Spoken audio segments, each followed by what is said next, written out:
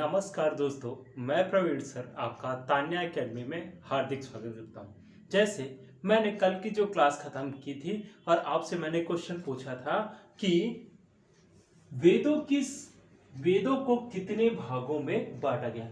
दोस्तों इसका आंसर क्या है? 4 भागों में बांटा गया। 4 भाग कौन कौन से हैं? ऋग्वेद, यजुर्वेद, सामवेद और अथर्ववेद। दोस्तों इसको बांटा किसने था?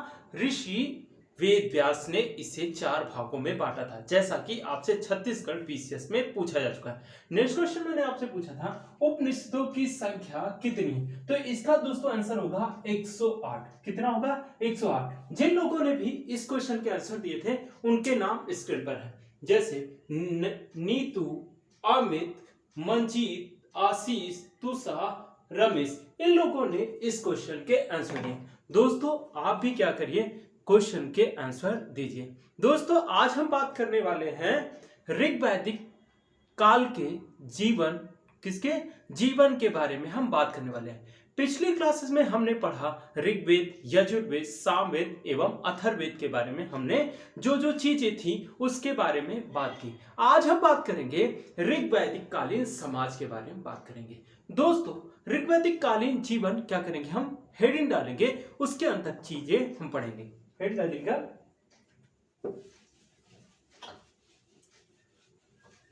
लिख लीजिए दोस्तों, फिर उसके बाद आपको समझाते हैं, फिर उस चीज को आपको लिखवाएंगे। ठीक है, लिखिएगा सामाजिक जीवन। सामाजिक जीवन। दोस्तों सामाजिक जीवन में हम सबसे पहले पढ़ेंगे परिवार के बारे में। पहली बात तो हमें जानना है कि परिवार होता क्या। जैसे कि आज भी हम देखते हैं कि हम परिवार में ही निवास करते हैं। तो ऋग्वैदिक कालीन जो समाज था, क्या है? ऋग्वैदिक कालीन जो समाज था वह कैसा था? पितृसत्तात्मक था। कैसा था?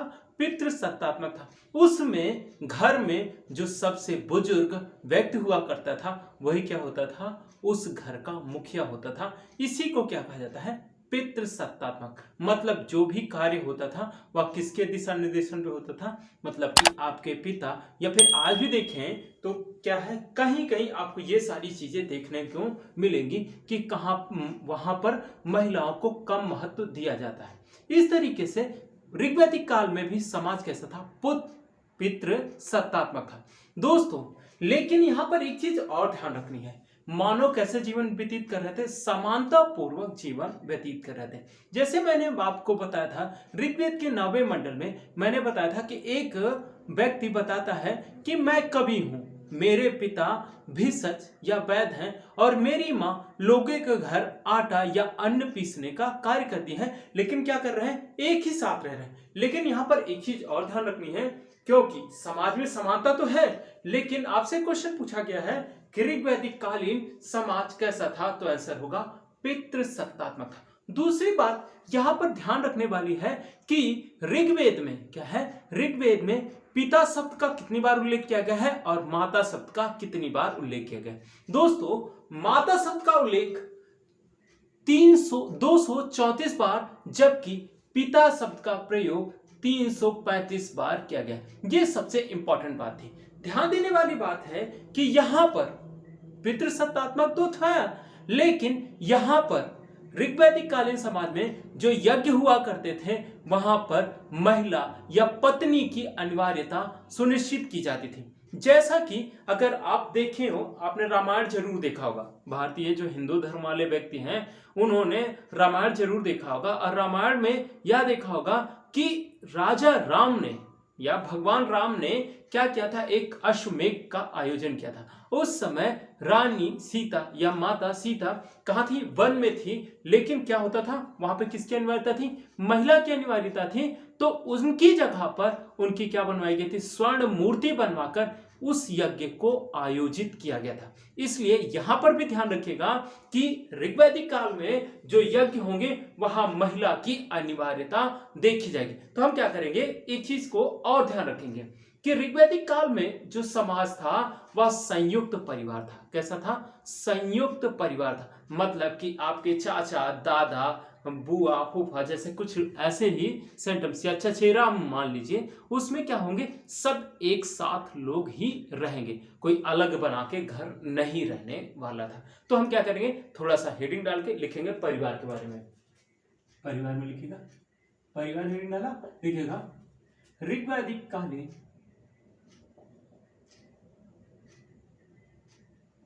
ऋग्वैदिक कालीन परिवार पितृ सत्तात्मक था। नेक्स्ट क्या लिखेंगे हम, ऋग्वेद में पिता शब्द का 335 बार उल्लेख किया गया, 335 बार उल्लेख किया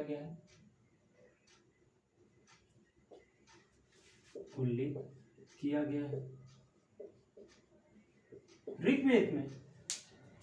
ऋग्वेद में माता शब्द का उल्लेख, ऋग्वेद में माता शब्द का उल्लेख 234 या 234 बार किया गया है,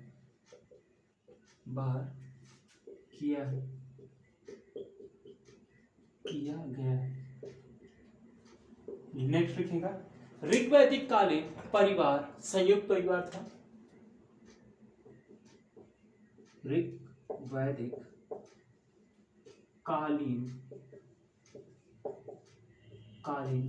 परिवार संयुक्त परिवार था,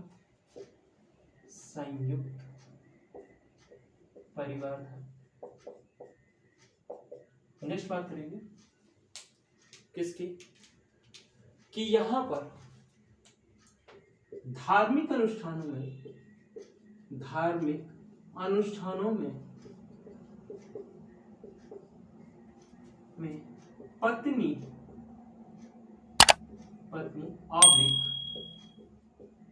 महिला की अनिवार्यता थी, ठीक है दोस्तों। ये हो गया इंपॉर्टेंट फैक्ट। दोस्तों एक चीज और ध्यान रखिएगा, अगर आपका परिवार संयुक्त परिवार है तो आपका बच्चा बहुत ज्यादा अच्छा बन सकता है और हो सकता है बहुत ज्यादा बुरा भी बन जाए, क्योंकि संगत से ही सब गुण होते हैं। तो यहाँ पर अगर आपका परिवार अच्छा है तो क्या होगा, आपके बच्चे के ऊपर अच्छा प्रभाव पड़ेगा। लेकिन अगर संयुक्त परिवार है तो क्या होता है, माता पिता जो बच्चे के केयर को लेकर परेशान होते हैं, जैसे आजकल के जमाने में देखा जाता है कि बच्चों को पालने के लिए क्या रखा जाता है, आया रखा जाता है, वैसी परिस्थिति आपको देखने को नहीं मिलेगी। अगर संयुक्त परिवार है तो आपकी क्या होगी, बच्चे के दादा दादी होंगे जो उसका पालन पोषण बहुत अच्छे से करते हैं। इसलिए दोस्तों कोशिश करें कि संयुक्त परिवार में ही निवास करें। एकल परिवार में प्रॉब्लम होती है और संयुक्त परिवार में भी प्रॉब्लम होती है, लेकिन क्या होता है कि हमें उन दोनों में बेहतर देखना है, लेकिन आप अपनी चीजों को मानने के लिए या करने के लिए स्वतंत्र हैं। आप इस चीज को लिख लीजिए या फिर स्क्रीनशॉट ले लीजिए, ठीक है दोस्तों। ये हो गया ऋग्वैदिक कालीन परिवार। अब बात करेंगे हम ऋग्वैदिक कालीन सामाजिक जीवन में वर्ण व्यवस्था के बारे में बात करेंगे। दोस्तों मैंने आपको वर्ण व्यवस्था के बारे में बताया था कि ऋग्वेद के 10वें मंडल के पुरुष सूक्त में क्या है, पुरुष सूक्त में ऋग्वैदिक काल के 4 वर्णों का उल्लेख किया गया। कितने, 4 वर्णों का उल्लेख किया गया है, और वह वर्ण किस पर आधारित थे, कर्म पर आधारित थे। लेकिन जबकि यह उत्तर वैदिक काल में किस पर आधारित हो जाएगा, जाति व्यवस्था पर आधारित हो जाएगा। दोस्तों यही एक चीज और ध्यान रखना है, गोत्र भी क्या है, गोत्र शब्द का सर्वप्रथम प्रयोग कहां पे किया गया है, ऋग्वेद में ही किया गया है। जबकि गोत्र का जाति के रूप में उल्लेख कहां पे मिलता है, अथर्ववेद में मिलता है, या उत्तर वैदिक काल में जो रचनाएं हुई हैं इसने किसका रूप ले लिया है, जाति व्यवस्था का रूप ले लिया। यहां पर ध्यान रखना है कि ऋग्वेद में कितने 4 वर्णों की बात की गई है, 4 वर्णों की बात की गई। और यहीं पर क्या है, वर्ण व्यवस्था में एक चीज और ध्यान रखना है कि दास का उल्लेख भी किया गया। किसका? दास का उल्लेख भी किया गया। दास वह होते थे, जैसे मैंने बताया था कि आर्यों ने भारत पर क्या किया था? आक्रमण किया था। और आर्यों ने क्या किया? जब भारत में जिन लोगों को पराजित किया उन्हें क्या बनाया था? दास बनाया था। इस तरीके की बातें आती हैं। तो हम क्या करेंगे? लिखेंगे वर्ड। पॉइंट नंबर 1, ऋग्वैदिक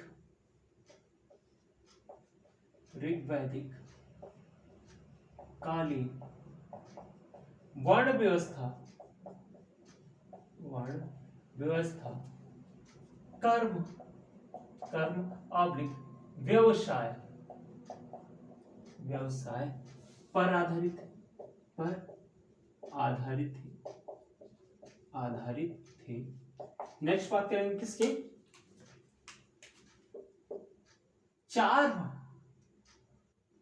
ऋग्वैदिक काल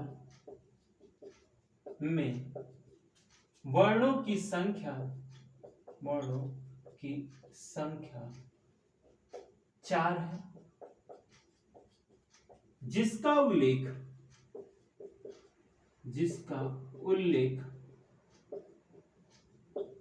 पुरुष सूक्त में किया गया है। पुरुष सूक्त में किया गया है।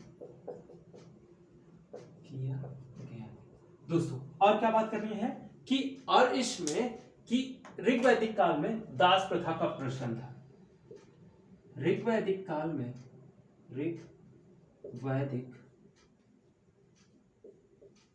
में दास प्रथा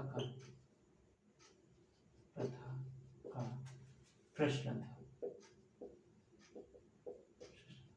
दोस्तों ये हो गई वर्ण व्यवस्था। दोस्तों आप क्या करिएगा, यहीं पर वीडियो को रोकिएगा और क्या करिएगा, मैंने जो आपको बताया था कि वर्णों का उल्लेख और कहां कहां पर मिलता है उसे क्या करिएगा, कमेंट सेक्शन में जरूर लिखिएगा। जब आप उसे लिखेंगे तो क्या होगा, आपका नॉलेज बढ़ेगा। आप इसे लिख लीजिए या फिर स्क्रीनशॉट ले लीजिए।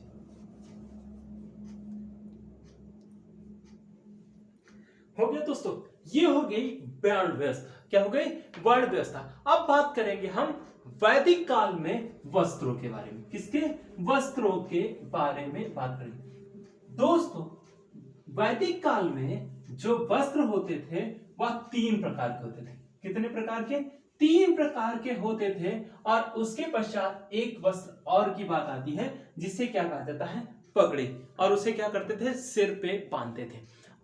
ऋग्वैदिक आर्य जो 3 प्रकार के वस्त्रों का प्रयोग करते थे उन्हें क्या कहा जाता है? अधोवस्त्र, उत्तरीय वस्त्र एवं अधिवास के नाम से जाना जाता है। ठीक है दोस्तों, और इसी में हम क्या करेंगे, आभूषणों को भी पढ़ेंगे। दोस्तों आभूषण को लेकर कई बार क्वेश्चन आपसे पूछा गया है ऋग्वैदिक काल में निष्क का संबंध किससे? क्या पूछा गया है? निष्क का संबंध किससे है? तो दोस्तों यहां पर ऋग्वैदिक काल में निष्क का संबंध स्वर्ण आभूषण से है। किससे है? स्वर्ण आभूषण से है। और अगर यह आंसर नहीं होगा तो आंसर होगा गले का हार था। क्या था? गले का हार था। जबकि उत्तर वैदिक काल में यह क्या बन जाता है? विनिमय का साधन बन जाता है। इस चीज को हमें बहुत अच्छे से ध्यान रखना है। तो हम क्या हेडिंग डालेंगे? वस्त्र एवं आभूषण। वस्त्र एवं आभूषण। दोस्तों ये सारी चीजें पूछी गई हैं, हल्के में मत लीजिएगा, क्योंकि अगर नहीं पता होंगी तो ये सारे क्वेश्चन गलत हो जाएंगे। यहाँ पे केवल कॉन्सेप्ट की बात की जा रही है और कॉन्सेप्ट में भी वो चीजें बात हो रही हैं जिनसे आपसे क्वेश्चन बने हैं। तो हम लिखेंगे आर्यों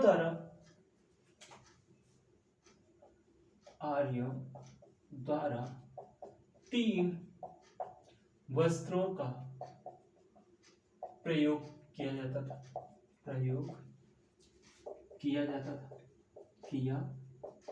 था।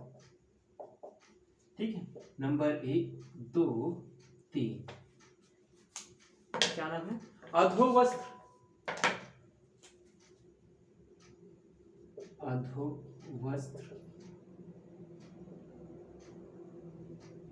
उत्तरीय वस्त्र,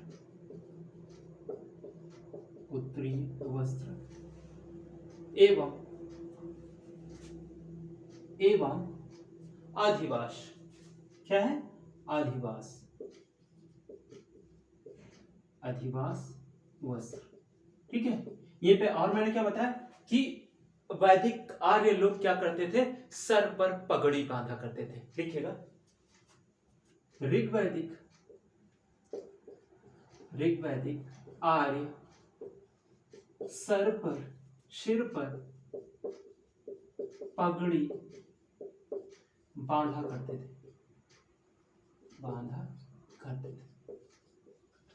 और क्या बात की थी हमने?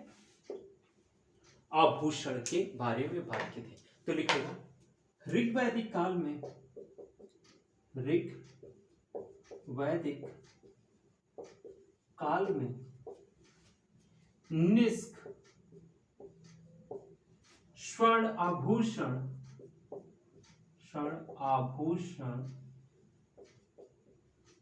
आवृत गले का हार था। यही उत्तर वैदिक काल में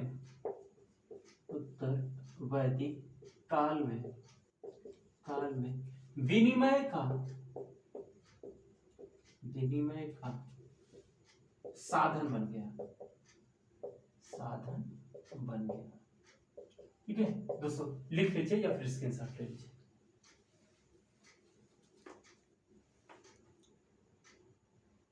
ठीक है, हमने क्या बात कर ली दोस्तों? सामाजिक जीवन में परिवार की बात कर ली, दूसरी किसकी बात कर ली? वर्ण व्यवस्था की बात कर ली। अब इसके बाद किसकी बात की? वस्त्र एवं आभूषण की बात कर ली। अब हम बात करेंगे ऋग्वैदिक काल में विवाह के बारे में बात करेंगे। यहां से कई बार आपसे क्वेश्चन पूछा गया, तो हेडिंग डालेंगे विवाह। विवाह सबसे ज्यादा इंपॉर्टेंट है जीवन में। यही सब कुछ निर्धारित करता है कि आप करने क्या वाले हो, क्योंकि आपका जीवन साथी कैसा है सब कुछ वही करता है। क्योंकि अगर आपके जीवन में गृह कलेश जैसी चीजें रहेंगी तो आप चाह कर भी कुछ अच्छा नहीं कर पाएंगे। और अगर आपके जीवन में शांति है, वो महिला हो या पुरुष हो, दोनों क्या करेंगे? उत्कर्ष करेंगे अगर शांति होगी तो। हमारे यहाँ इतिहास में ये कहा जाता है कि जहां पर शांति होती है वहीं पर उन्नति होती है। अगर आपके पास शांति नहीं है तो आप कोई भी उन्नति नहीं कर सकते हो। आपने देखा भी होगा कि जिस घर में लोग बड़े खुश रहते हैं या फिर मिलजुल कर रहते हैं, उनका उत्कर्ष बहुत ज्यादा ही होता है। तो दोस्तों हम बात करेंगे अब किसकी? विवाह के बारे में बात करेंगे। दोस्तों विवाह यहां पर ध्यान देने वाली बात है, विवाह को लेकर ये बातें आती हैं कि ऋग्वैदिक काल में विवाह अनुलोम एवं प्रतिलोम हुआ करते थे। कैसे होते थे? अनुलोम एवं प्रतिलोम हुआ करते थे। वैसे विवाह के कितने प्रकार हैं? 8 प्रकार हैं, जिसके बारे में हम आगे बात करेंगे जहां पर वो टॉपिक होगा। लेकिन यहाँ पे हम बात करने वाले हैं अनुलोम एवं विलोम की, प्रतिलोम विवाह की बात करने वाले हैं। दोस्तों अनुलोम विवाह वह होता है जिसमें उच्च वर्ण का पुरुष निम्न वर्ण की महिला से विवाह कर लेता है, उसे क्या कहते हैं? अनुलोम विवाह कहते हैं। और उसे क्या है, जब हम विवाह के बारे में पढ़ेंगे तो वहां हम बताएंगे कि इसे मान्यता प्राप्त थी। जबकि प्रतिलोम विवाह जो था, प्रतिलोम विवाह वह विवाह था जिसमें उच्च कुल की महिला निम्न कुल के पुरुष से विवाह करती थी, उसे क्या कहते हैं? प्रतिलोम विवाह कहते थे। दोस्तों यहीं पर और एक चीज ध्यान रखने हैं, आपसे क्वेश्चन पूछा गया है कि ऋग्वैदिक काल में क्या है? ऋग्वैदिक काल में विवाह कब किए जाते थे? खासतौर पर महिलाओं के लिए यह क्वेश्चन बना था।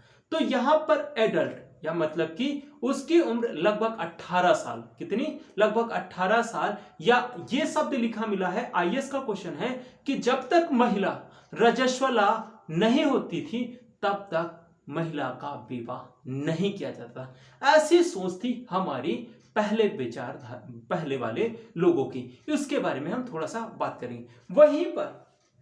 वहीं पर हम देखेंगे कि वहां पर सती प्रथा क्या है? वहां पर सती प्रथा, पर्दा प्रथा एवं विधवा विवाह जैसी चीजों का प्रचलन नहीं था। ठीक है, इन सब चीजों को हमें ध्यान रखना है। तो लिखिएगा, ऋग्वैदिक काल में बाल विवाह, ऋग्वैदिक काल में, ऋग्वैदिक काल में बाल विवाह, बाल विवाह, विवाह, विधवा विवाह, विधवा विवाह का, बाल विवाह, विधवा विवाह एवं सती प्रथा का, सती प्रथा का उल्लेख नहीं मिलता है, नहीं मिलता है। ठीक है, इसके अंडरलाइन कर लीजिएगा। और इसमें क्या लिखा गया है, एडल्ट, या क्या लिखा गया है, राजस्वला होते हुए, राजस्वला के बिना क्या किया जाता था, महिला का विवाह नहीं किया जाता। नेक्स्ट लिखिएगा, ऋग्वैदिक काल में,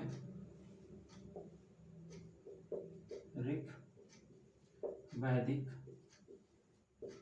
काल में अंतरजातीय,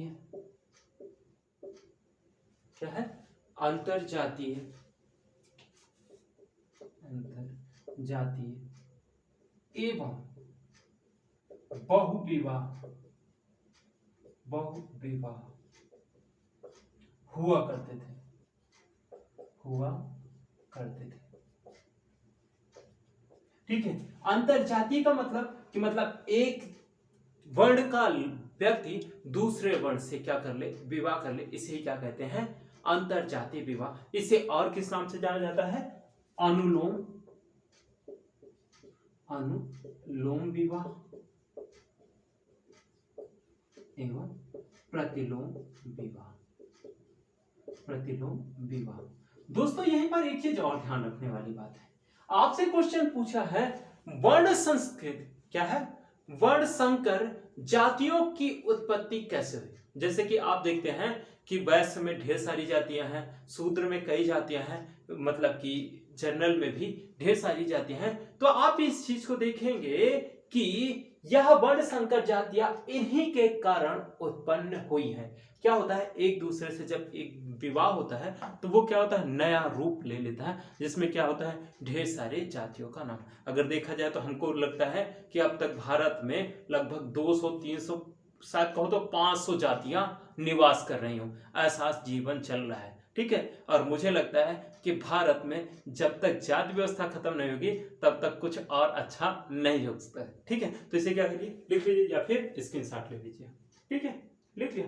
ये पर एक चीज और नोट करनी है कि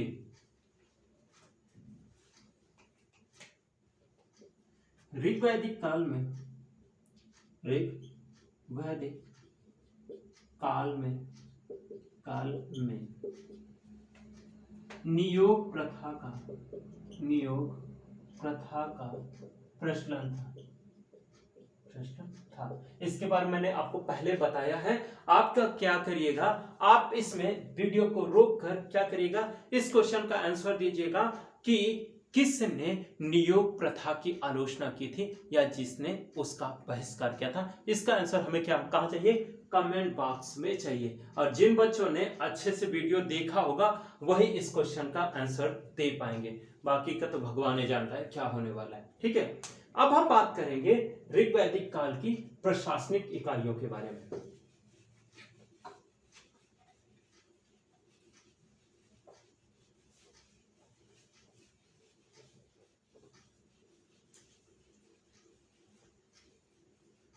ठीक है, प्रशासनिक इकाई। दोस्तों पहले तो हमें यह ध्यान रखना है कि ऋग्वैदिक काल में लोग जो क्या थे, एक जगह से दूसरी जगह जाने वाले व्यक्ति थे। लेकिन होता क्या, जब वो भारत में आते हैं तो क्या करते हैं, एक अस्थायित्व को ग्रहण करते हैं। इसी अस्थायित्व को ग्रहण करते हुए हम बात करेंगे सबसे पहले कुल की। क्या है, पहले तो कौन आएगा, एक कुल आएगा। और कुल सबसे मतलब ऋग्वैदिक काल की सबसे छोटी राजनीतिक इकाई थी। क्या है? सबसे छोटी राजनीतिक इकाई थी। इसका प्रमुख क्या कहलाता था? कुलप कहलाता था। इसके पश्चात आता है ग्राम। क्या आता है? इसके पश्चात आता है ग्राम, और ग्राम का प्रमुख क्या होता है? ग्रामीणी होता है। कौन होता है? ग्रामीणी होता है। और ग्राम का निर्माण कैसे होता है? कुछ क्या है? कुछ लोगों के घरों का समूह ही क्या कहलाता है? ग्राम कहलाता है। जैसा कि आप आज व्यवहारिक रूप में भी देख सकते हैं। क्या होता है? कहीं कहीं 10, 20, 50 घर होके क्या बनाते हैं? एक गांव का या एक ग्राम का निर्माण करते हैं। उस तरीके से सबसे पहले हम कुल की बात करेंगे। कुल आता है प्रशासनिक इकाई में, फिर कौन आता है? ग्राम आता है। इसका सीक्वेंस लगाने के लिए आता है कि छोटे से बड़े की ओर, बड़े से छोटे की ओर हम इसके बारे में बात करते हैं। फिर बात आता है विश्व की। किसकी? विश्व की बात आती है दोस्तों। विश्व वह होता है जिसमें अनेक ग्रामों का समूह होता है। क्या होता है? अनेक ग्रामों का समूह होता है। जैसे कि आज इसका एग्जाम्पल किससे जोड़ा जा सकता है? जैसे कि जो ग्राम सभा होती है। क्या होती है? ग्राम सभा होती है। ग्राम सभा में हम देखते हैं कि कम से कम 10 ग्राम या 12 ग्राम या 15 ग्राम मिलकर एक ग्राम सभा का निर्माण करते हैं। या फिर इससे बड़े में किसकी बात कर सकते हैं? ब्लॉक स्तर की बात कर सकते हैं। लेकिन ब्लॉक स्तर जन के अंतर्गत आता है। विश्व के पश्चात हम किसकी बात करेंगे? जन की बात करेंगे। जन क्या होता है? अनेक विश्वों का समूह होता है। क्या होता है? अनेक विश्वों का समूह होता है। और इसका प्रधान क्या कहलाता है? जनपति कहलाता है। और विश्व का प्रधान कौन कहलाता है? विश्वपति कहलाता है। इस तरीके से इन चीजों के बारे में बात करेंगे। लेकिन दोस्तों यहां पर जनपद शब्द का कोई भी उल्लेख नहीं किया है। मतलब ऋग्वैदिक काल में जनपद शब्द का कोई भी उल्लेख नहीं किया। लिखिएगा प्रशासनिक इकाइयों में पहले लिखिएगा कुल, उसके पश्चात किसको लिखेंगे हम? ग्राम। तत्पश्चात किसको लिखेंगे? विश्व। फिर किसको लिखेंगे? जन। लिखिएगा। कुल का प्रमुख कौन है? कुलपति। ग्राम का प्रधान? ग्रामपति। ग्रामीणी। विश्व का? विश्वपति। नेक्स्ट जन का? जनपति। क्या है? जनपति। दोस्तों क्या करिए, इसको आप लिख लीजिए या फिर स्क्रीनशॉट ले लीजिए। ठीक है। इसमें से और कुछ पूछा जा सकता है कि विश्व का उल्लेख कितनी बार किया गया है? क्या पूछा जा सकता है? विश्व का कितनी बार उल्लेख किया गया है ऋग्वेद में? और दूसरी चीज पूछी जा सकती है, जन का उल्लेख ऋग्वेद में कितनी बार किया गया है? तो विश्व का कितना? 175। और इसका जो उल्लेख किया गया है 275 बार। कितना? 275। सॉरी, इसका कितना है? 170 और इसका है 275। 275 बार इसका उल्लेख है। लिखिए या फिर स्क्रीनशॉट लीजिए। ठीक है, हो गया। ये पर एक बात और नोट करके लिखेंगे कि ऋग्वैदिक काल में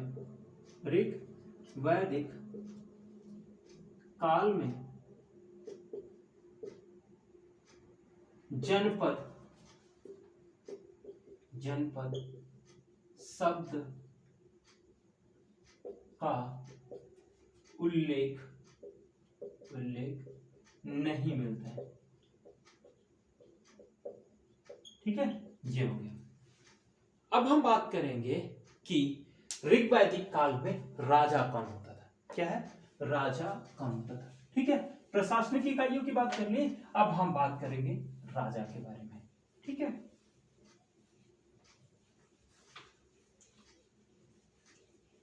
आपसे क्वेश्चन पूछा गया है सम्राट। क्या है? सम्राट शब्द का उल्लेख सर्वप्रथम कहां किया गया? क्या पूछा गया है? सम्राट शब्द का उल्लेख सर्वप्रथम कहां किया गया है? तो उसका आंसर होगा ऋग्वेद। और अगर आपसे पूछ ले किस मंडल में इसका उल्लेख किया गया है, तो उसका उल्लेख कहां किया गया है? ऋग्वेद के 7वें मंडल में किया गया है। राजा ही तो सम्राट कहलाता था ना दोस्तों। यहीं पर क्या होता है कि हम थोड़ी थोड़ी चीजों को अगर केयर नहीं करते हैं तो चीजें हमारे पास से निकल जाती हैं। होता क्या है कि कुछ लोग जो कमजोर वर्ग होता था, क्या है? जो कमजोर होता था, तो एक सबल वर्ग, मतलब कि जो जो शक्तिशाली जो व्यक्ति होता था उसे क्या चुन लेते थे, अपना राजा चुन लेते थे। जैसा कि रूसो के सामाजिक समझौता सिद्धांत में बताया गया कि ये जो राज्य या राजा है वह किसकी देन है, समाज की देन है। क्यों कि कोई कमजोर वर्ग क्या है, कोई कमजोर वर्ग का शोषण जब शक्तिशाली वर्ग करने लगता है तो व्यक्ति क्या करते हैं, अपना एक राजा चुन लेते हैं। क्या करते हैं, अपना एक राजा चुन लेते हैं और उन राजा को, उस राजा को वो लोग टैक्स देते हैं। क्या करते हैं, टैक्स देते हैं और उस टैक्स के बदले वह क्या करते हैं, अपने सुरक्षा की उम्मीद करते हैं। इस तरीके से राजा के बारे में बात की जाती है। दूसरी चीज, यहां पर जो राजा था वो किस पर था, अनुवांशिक आधार पर था। मतलब राजा का लड़का ही राजा होगा, इसका चुनाव उस टाइम पे नहीं किया जाता था। लेकिन राजा के ऊपर प्रशासनिक संस्थाएं अपना शिकंजा रखती थी। प्रशासनिक संस्थाएं जो थी वैदिक काल में वह थी विदत, सभा, समिति। कौन थी, विदत, सभा एवं समिति। इसके बारे में कई बार हमसे क्वेश्चन पूछा गया, तो हम थोड़ा सा राजा के बारे में लिख लेते हैं, फिर उसके बारे में बात करते हैं। देखिएगा, ऋग्वैदिक कालीन, ऋग्वैदिक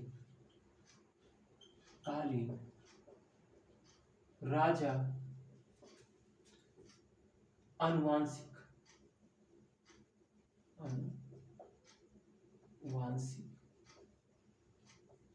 आधार पर बनता था,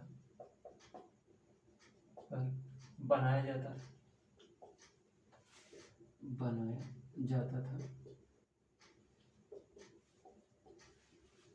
राजा को लोग ऋग्वैदिक काल में स्वैच्छिक कर बलि 1/6 बलि दिया करते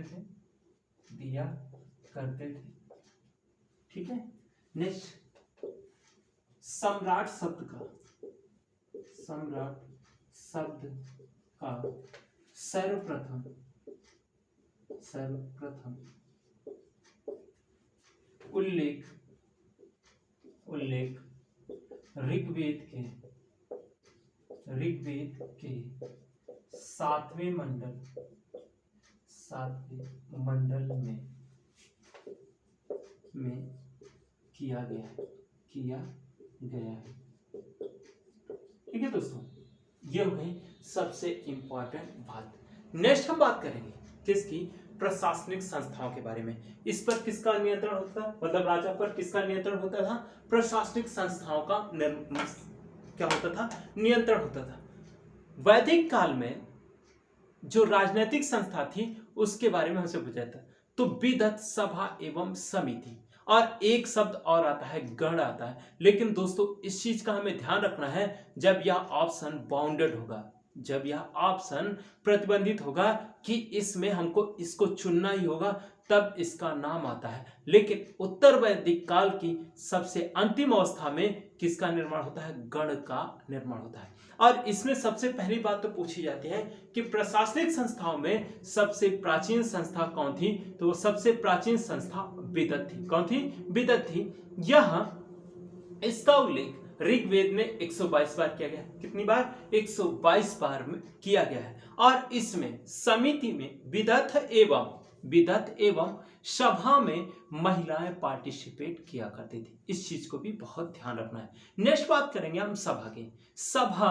सभा जो थी वह वृद्ध, कुलीन या फिर उच्च लोगों की एक संस्था थी। क्या, वृद्ध, उच्च या कुलीन लोगों की एक संस्था थी, जिसका उल्लेख ऋग्वेद में कितनी बार किया गया है, 8 बार किया गया। कितनी बार, 8 बार किया गया। नेक्स्ट बात करेंगे समिति के। समिति भी क्या थी, यह एक सामान्य जनता का प्रतिनिधित्व करने वाली एक राजनीतिक संस्था थी। क्या थी, सामान्य जनता का प्रतिनिधित्व करने वाली एक संस्था थी और इसका उल्लेख ऋग्वेद में 9 बार किया गया। कितनी बार किया गया है? 9 बार किया गया है। यह सबसे इंपॉर्टेंट बात थी कि किसमें किसका उल्लेख है। सभा में वृद्ध एवं कुलीन का पार्टिसिपेशन होता था, समिति में आम जनता का पार्टिसिपेशन होता था। इसी को लेकर लिंगवुड क्या है, लिंगवुड ने सभा को उच्च स्तरीय सदन, क्या उच्च स्तरीय सदन या अपर हाउस तथा समिति को लोअर हाउस के नाम से संबोधित किया या निम्न सदन के नाम से संबोधित किया। ये सारी चीजों को हमें ध्यान रखना है। तो हम क्या लिखेंगे? प्रशासनिक संस्थान।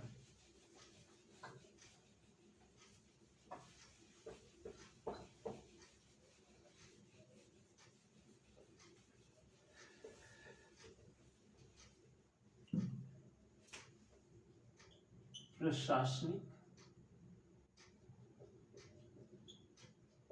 संस्था, ठीक है। प्रशासनिक संस्थाओं में गण जो ऑप्शन पे बेस पे होगी। नेक्स्ट, इसमें सबसे पहले किसका? विदत, सभा एवं समिति। सब विदत के सामने लिखेंगे सबसे प्राचीन। नेक्स्ट, सभा को क्या लिखेंगे? उच्च सदन ऑब्लिक कुलीन ऑब्लिक वृद्ध लोगों एवं वृद्ध लोग, ठीक है। समिति में निम्न सदन, इसे क्या कहें? आम जनता का समूह, आम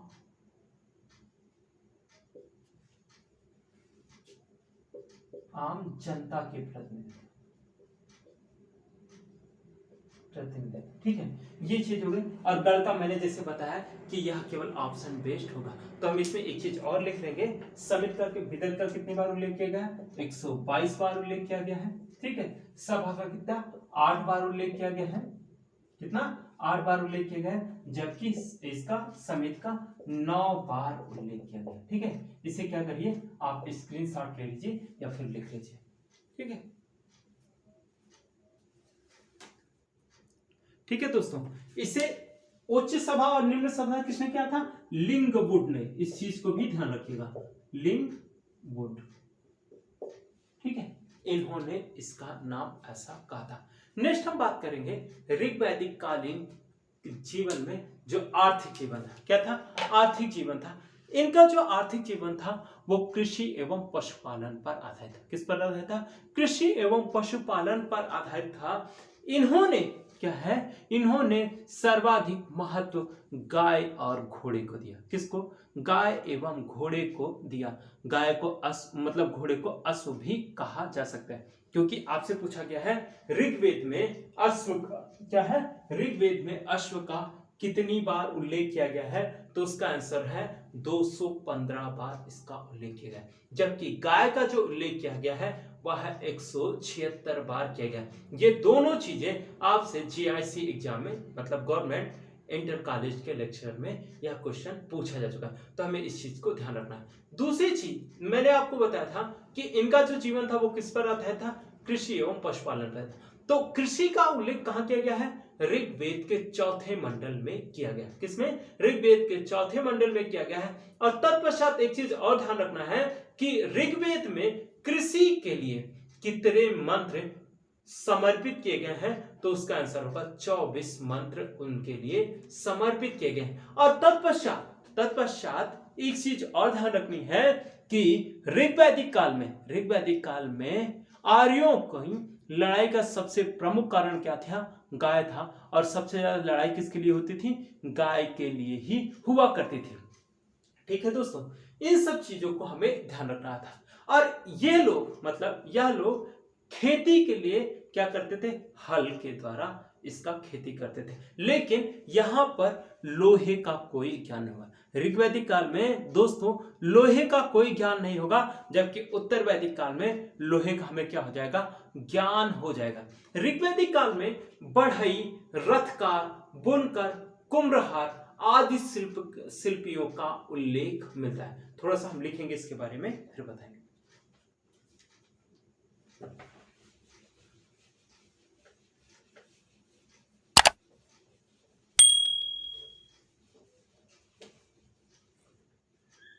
ठीक है दोस्तों, कृषि एवं पशुपालन, कृषि एवं पशुपालन,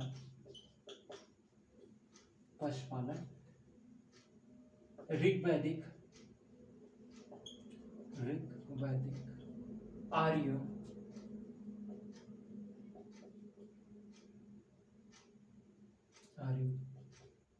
के जीवन का प्रमुख अंग था,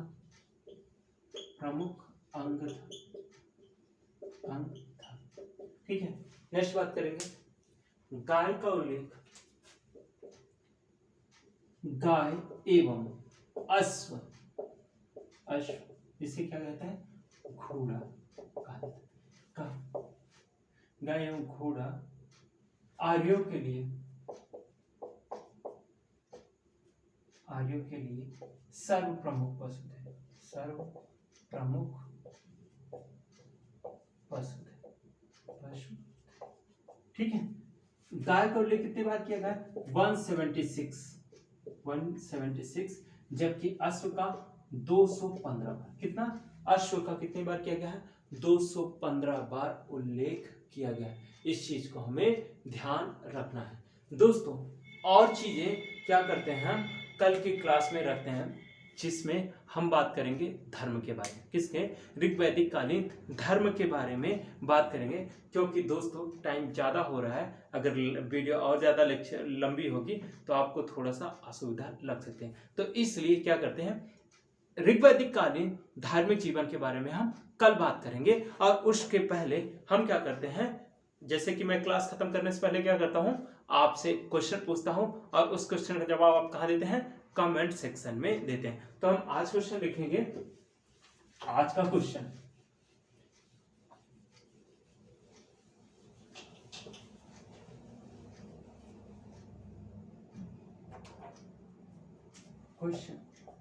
किस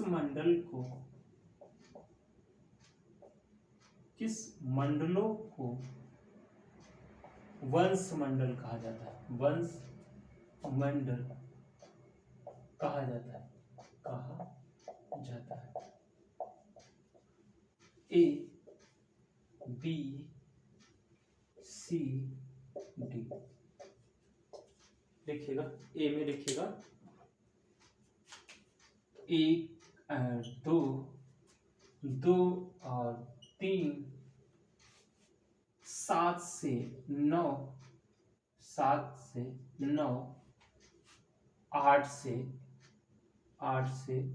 10, ठीक है। ये हो गया दोस्तों पहला क्वेश्चन। नेक्स्ट क्वेश्चन हम लिखेंगे गोत्र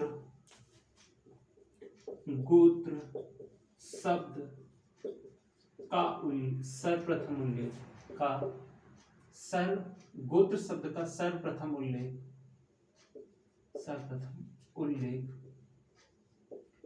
कहाँ किया गया है, ठीक है दोस्तों। A B C D, Atharvaveda, Yajurveda,